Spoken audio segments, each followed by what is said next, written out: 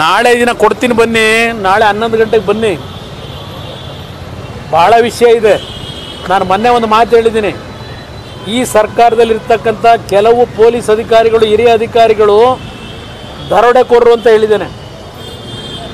ಅದರ ದಾಖಲೆಗಳನ್ನು ನಾಳೆ ದಿನ ಬಿಡುಗಡೆ ಮಾಡ್ತೀನಿ, ಬನ್ನಿ. ನಾಳೆ ನಾಳೆ ಬನ್ನಿ 11 ಗಂಟೆಗೆ.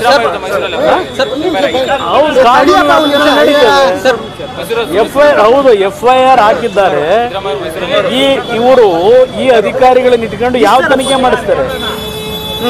FIR ಆಗಿದೆ, ತನಿಖೆ ಆಗಿ ನಡೀತಿದೆ, ನೋಡೋಣಂತೆ. ನಾನು ಇದನ್ನ ಎದುರಿಸೋದು ರೆಡಿ ಅನ್ನೋ ಹೇಳಿಕೆ ಪದೇ ಪದೇ ಹೇಳ್ತಾ ಇದ್ದಾರೆ. ಯಾರು? ಅವರೇ ಮುಖ್ಯಮಂತ್ರಿಗಳು. ಅರ್ಧ ರಾತ್ರಿ ಬೆಚ್ಚಿರ್ತಾರಲ್ಲ.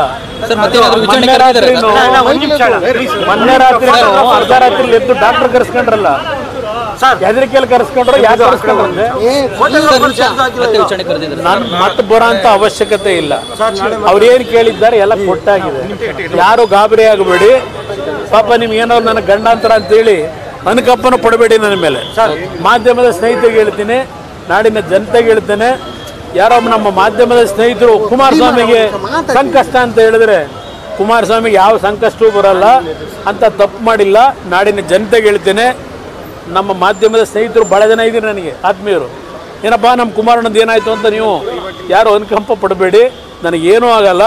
ನಾಳೆ ದಿನ ಬನ್ನಿ 11 ಗಂಟೆಗೆ, ಹಲವಾರು ವಿಷಯಗಳನ್ನು ಸುದೀರ್ಘವಾಗಿ ಚರ್ಚೆ ಮಾಡೋಣ.